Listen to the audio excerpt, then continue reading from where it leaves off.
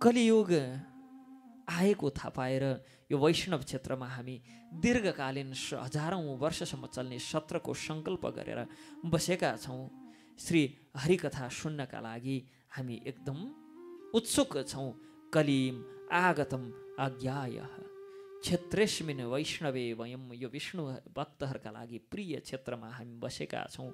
आसिना दीर्घ सत्रेण, दीर्घ सत्रका लागि, हजारौँ वर्षको अनुष्ठानका लागि कथायाम सक्षणा हरे, हामी कथा श्रवण गर्न चाहन्छौँ। प्रभु, यो कलियुग अन्तस्करणको पवित्रता एवं शक्तिलाई नाश गर्ने जुन स्वभावयुक्त कली छ, यो कलीबाट पार पाउन बडो कठिन छ। जसरी समुद्र पार गर्नका लागि, समुद्र पार जानेहरूका लागि कर्णधार मिलेको छ, त्यसै प्रकार यो संसार पार गर्न इच्छा राख्ने व्यक्तिहरूले हजुरलाई प्राप्त गरेका छौँ। हे ब्रूहि योगेश्वरे कृष्णे ब्राह्मणे धर्मवीर मणि स्वाम काष्ठम मधुपने मधु नोपेते धर्म कम शरणम ग्रतः। हे प्रभु, हे धर्म रक्षक, हे योगेश्वर, हे धर्म रक्षक ब्राह्मण भक्त योगेश्वर भगवान श्रीकृष्ण एवं भगवान श्रीकृष्ण आफ्नो धाम पधार्नु भइसके पछाडि धर्मले कसको शरणमा गएर बास बसे, यहाँसम्मको प्रसङ्ग हामीलाई सुनाउनुहोस्। हे करुणामूर्ति श्रुतजी, ब्रूहि योगेश्वरे कृष्ण, यस्ता योगेश्वर कृष्ण जब आफ्नो स्वधाम जानुभयो, धर्म कम शरणम गतः, धर्म कसको शरणमा गए यो पनि हामीलाई सुनाउनुहोस्। यस प्रकार प्रश्नहरू गर्नुहुन्छ श्रीमद् भागवतमा। यहाँ श्रीमद् भागवतको प्रथम अध्यायमा शौनकादि ऋषि अनुष्ठानमा बसेको प्रसङ्गदेखि लिएर उहाँहरूले सोध्नुभएका प्रश्नसम्मको प्रसङ्गसहित 23 श्लोकहरूले युक्त प्रथम अध्याय समाप्त हुन्छ। द्वितीय अध्यायमा भगवत भक्तिको महात्म्य सम्बन्धमा चर्चा गर्नुहुन्छ सुतजीले। जब शौनकादि ब्रह्मवादी ऋषिहरूले यो प्रश्न सुनेर रोमर्षण पुत्र उग्रश्रवा बडो आनन्दित हुनुभयो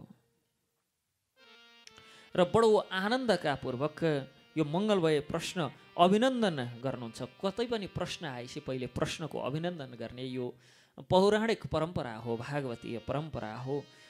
सुतजी भन्नुहुन्छ, जब सुखदेवजीको यज्ञोपवीत संस्कार पनि भएको थिएन, यज्ञोपवीत संस्कारको के कुरा गर्ने, जसै जन्म लिनुभयो सुतराम लौकिक वैदिक कर्मको अनुष्ठानको अवसर पनि आएको थिएन।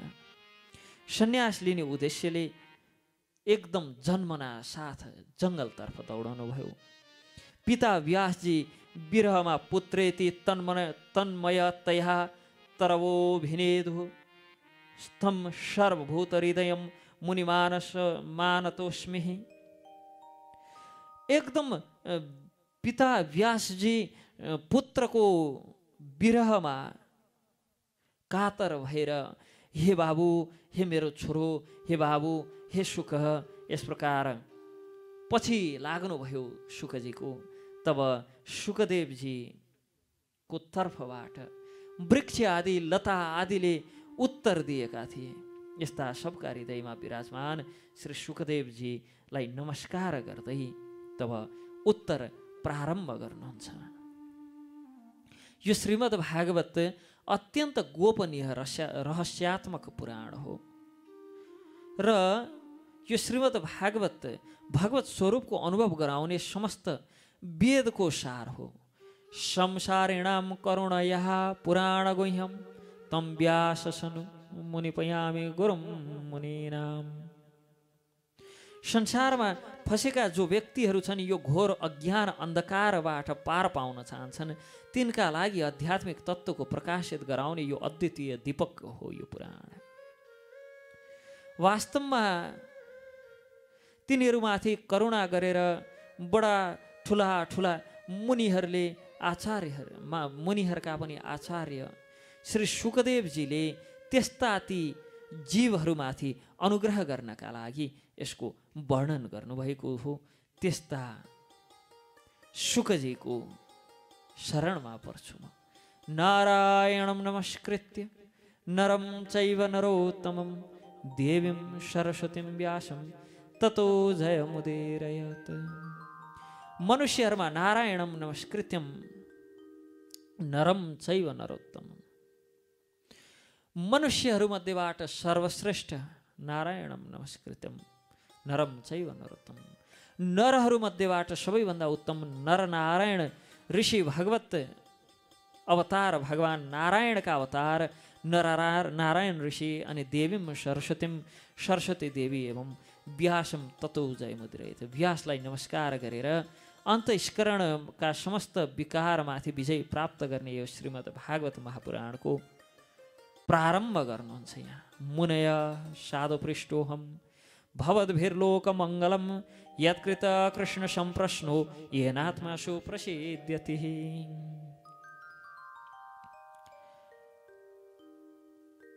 ऋषि हो, हे ऋषिगणहरू,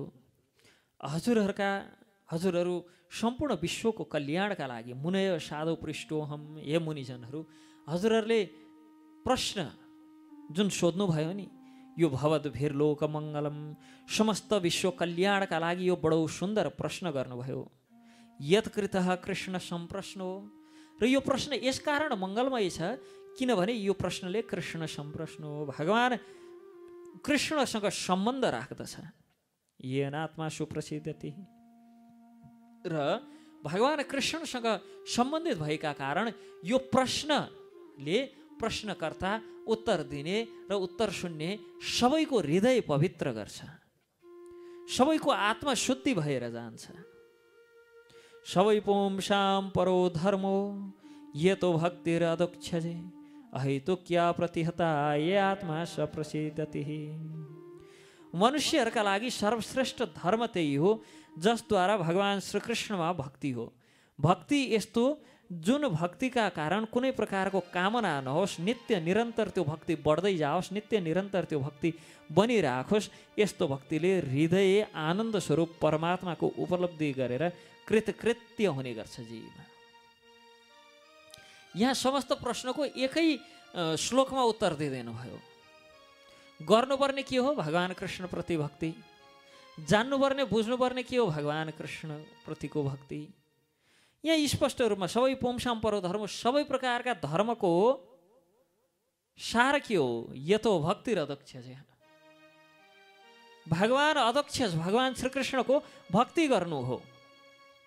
अहेतुक्या प्रतिहता या मा सप्रसिद्धति, र त्यो भक्ति अहेतुकी होस्, अप्रतिहता होस्, कुनै हेतु बिनाको होस्, केवल भगवत सेवार्थ होस्, केवल भगवान प्रतिको प्रेमका कारण होस्। एकै श्लोकमा सम्पूर्ण प्रश्नको उत्तर दिनुहुन्छ। भगवान कृष्णमा भक्ति हुन साथ वासुदेवे भगवती भक्ति योग प्रयोजित जनयत्याशु वैराग्यम ज्ञानम च यदहेतुकम। भगवान श्रीकृष्णमा भक्ति हुन साथ अनन्य प्रेमले हाम्रो चित्त भगवानमा जोडिन्छ र निष्काम ज्ञान एवं वैराग्य हृदयमा त्यसै आविर्भूत हुन्छन्, त्यसै ती प्राप्त हुन्छन्। धर्मको ठिक ठिक अनुष्ठान गर्नाले पनि यदि मनुष्यको हृदयमा भगवानको कथा लीलाको प्रति अनुराग भएन भने त्यो अन्य सबै हाम्रा कर्महरू, धर्मका सारा अनुष्ठानहरू श्रम श्रम श्रम, केवल श्रम मात्र भए।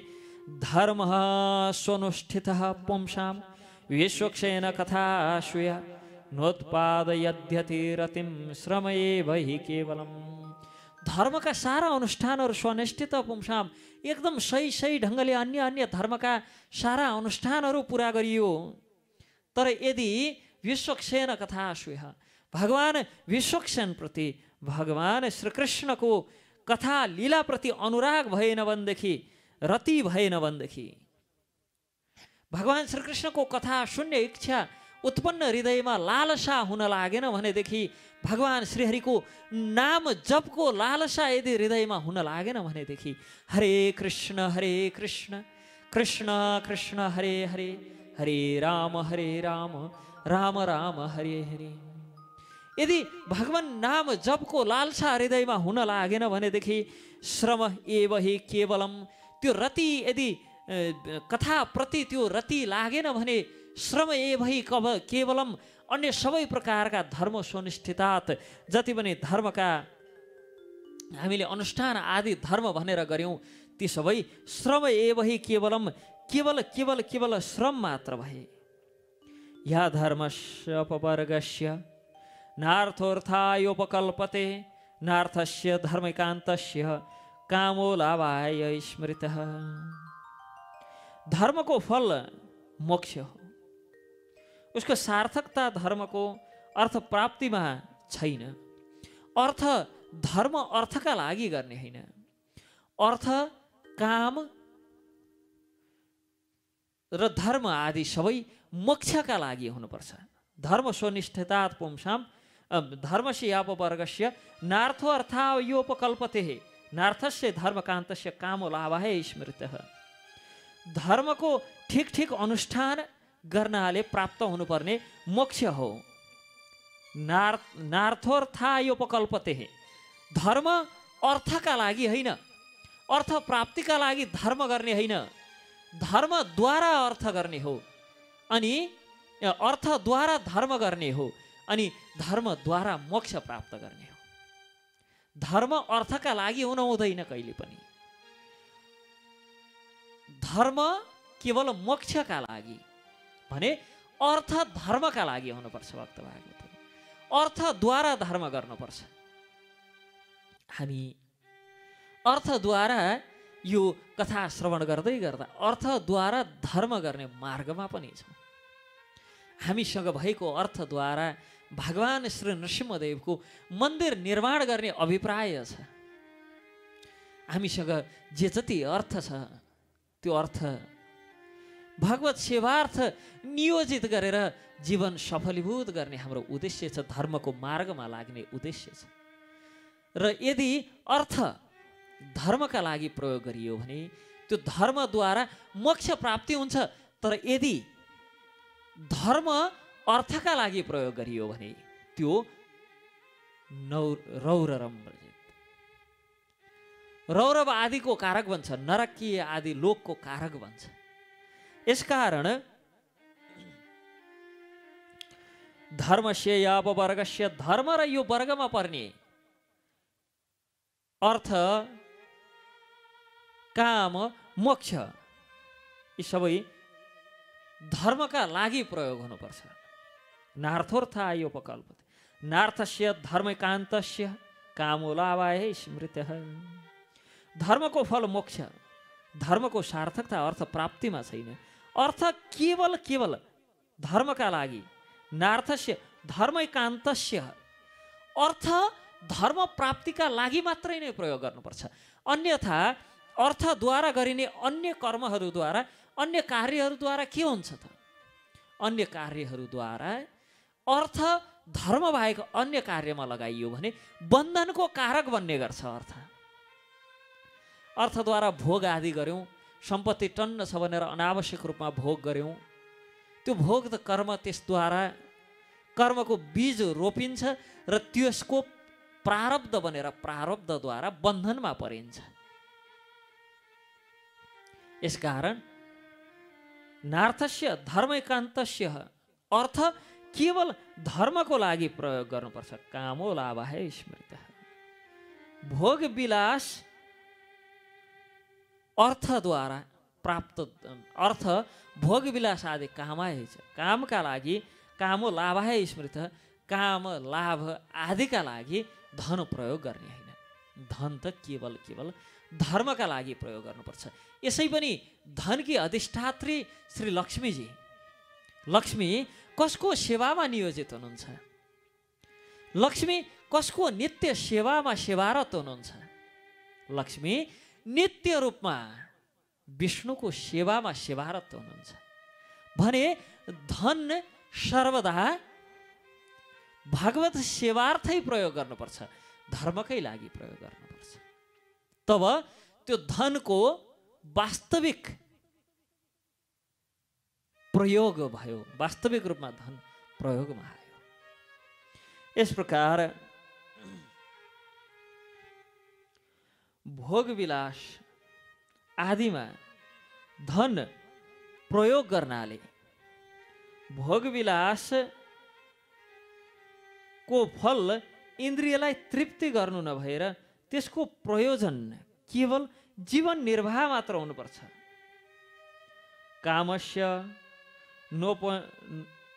कामस्य नेन्द्रिय प्रीतिर्लाभो जीवेत यावतः जीवस्य तत्व जिज्ञासा नार्थो यश्चेह कर्मभिः। अब भोगविलास धनद्वारा भोगविलास गर्ने होइन, धन भोगका लागि प्रयोग गर्ने होइन, धन त केवल धर्मका लागि प्रयोग गर्ने भन्दै गर्दा उसो भए भोग चाहिँ गर्नु पर्दैन त, काम पूर्ति चाहिँ गर्नु पर्दैन त भन्दा कामस्य नेन्द्रिय प्रीतिर्लाभो जीवेत यावता जीवस्य तत्व जिज्ञासा नार्थो यस्य कर्मभिः। भोगविलासको फल इन्द्रियलाई तृप्ति गर्नु होइन। जस्तो धनद्वारा भोजन गर्नुपर्छ तर जिब्रोका लागि होइन, भोजन जीवन निर्वाहका लागि पेटका लागि गर्नुपर्छ। धनद्वारा भोजन गर्दै गर्दा भोग गर्दै गर्दा धनले भोग गर्नै हुन्न भनेको होइन।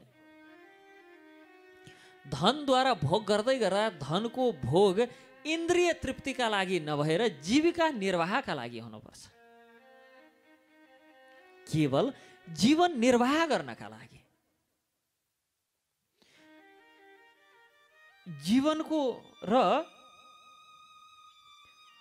जीवनको फल अब कामस्य नेन्द्रिय प्रीतिर्लाभ हो जीवेत यावतः भन्दै गर्दा जीवन यापन गर्नका लागि मात्र भोग गर्नुपर्छ भन्दै गर्दा अब जीवनको फल के हो त? उसो भए जीवन चाहिँ केका लागि निर्वाह गर्ने? जीवन निर्वाह गर्नुपर्छ भनिसकेपछि जीवन निर्वाह गर्नु पनि त केका लागि गर्ने भन्दा जीवस्य तत्व जिज्ञासा नार्थो यस्य कर्मभिः। जीवनको फल जीवन निर्वाह केवल तत्व जिज्ञासाका लागि गर्ने हो। बहुत कर्म गरेर स्वर्ग आदि प्राप्त गर्नका लागि यो जीवन प्राप्त गरेका होइनौँ। यो जीवन त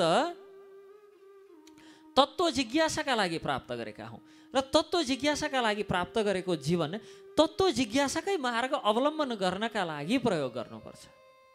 यश्चिह कर्मभिः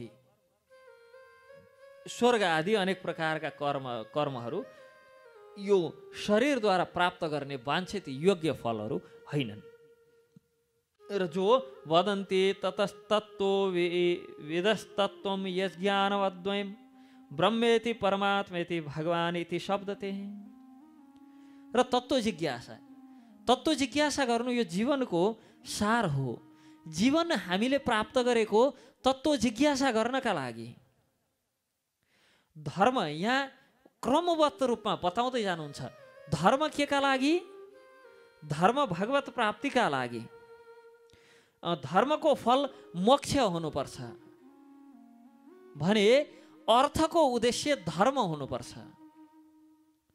अनि कामको उद्देश्य भोग नभएर कामको उद्देश्य केवल जीवन निर्वाह हुनुपर्छ।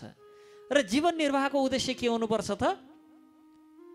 हामीले तत्त्व निर्णय, तत्त्व दर्शन, तत्त्वको दर्शन गर्नुपर्छ, तत्त्वको निर्णय गर्नुपर्छ। अब त्यो तत्त्व के हो? उसो भए कुन तत्त्वको गर्नुपर्छ भन्दा वदन्ति ततस्तत्त्वो विदस्तत्त्वं यज्ञानम् अद्वयं ब्रह्मेति परमात्मेति भगवान् इति शब्दते। तत्त्ववेत्ता व्यक्तिहरूले ज्ञात एवं ज्ञेयको भेदले रहित अखण्ड अद्वितीय सच्चिदानन्द स्वरूप ज्ञानलाई नै तत्त्व भनेका छन्। र त्यही तत्त्वलाई कसैले ब्रह्म भन्छ, कसैले परमात्मा भन्छ, अनि भगवानका नामले पनि पुकारिन्छन्। यी सबै ब्रह्मेति परमात्मेति भगवान् इति शब्दते, यी तिनै वास्तवमा एकै तत्त्वका भिन्न भिन्न परिस्थितिहरू हुन्। ब्रह्मेति परमात्मेति भगवान् इति शब्दते एकै तत्त्वका मतलब एकै त्यो परम तत्त्व, एकै त्यो सत्य तत्त्व, त्यो सत चित आनन्द तत्त्वको फरक फरक स्वरूप हो। उनै भगवानको फरक फरक, यहाँ कोही ब्रह्म मान्ने, कोही परमात्मा मान्ने, कोही भगवान मान्ने, वास्तवमा तत्त्वतः यो तिनै एक हो। तत्त्ववेत्ता पुरुषहरूले वदन्ती वदन्ति तत्त्व विदिस्तत्त्वम वदन्ति भन्ने गर्छन्, बोल्ने गर्छन् के त यी तिनै एकै तत्त्व हुन्। र अन्तर्राष्ट्रिय कृष्ण भावनामृत सङ्घ संस्थापक आचार्य अभय चरणारविन्द भक्तिवेदान्त स्वामी श्रील प्रभुपाद परम गुरुदेवले उदाहरण दिनुहुन्छ। सूर्य लोक एउटा भयो, सूर्यका किरणहरू एउटा भए र ती सूर्यका अधिष्ठात्री देव एउटा भए। यी तिनैलाई हामीले सूर्य, यी तिनैलाई हामीले घाम भनेर चिन्ने गर्छौँ। त्यो सूर्यका किरणहरू पनि हाम्रा लागि घाम हुन्, ती सूर्य लोक आफैमा पनि हाम्रा लागि घाम हुन्, र ती सूर्यका जो अधिष्ठात्री आदित्य छन् ती पनि हाम्रा लागि सूर्य वा घाम नै हुन्। अब त्यो सूर्यको प्रकाश जुन यहाँ पृथ्वीमा प्रकाशित गर्न आइपुग्छ त्यो परमात्मा जस्तो भयो। अनि त्यो सूर्य लोक जो आफैमा एउटा तेज र अग्निको पुञ्ज छ, त्यो पुञ्ज ब्रह्म भयो। र त्यो लोकलाई चलाउने त्यो सूर्य आदि लोकका कारक अधिष्ठात्री देव आदित्यजी हुनुहुन्छ, आदित्य नारायण भगवान हुनुहुन्छ।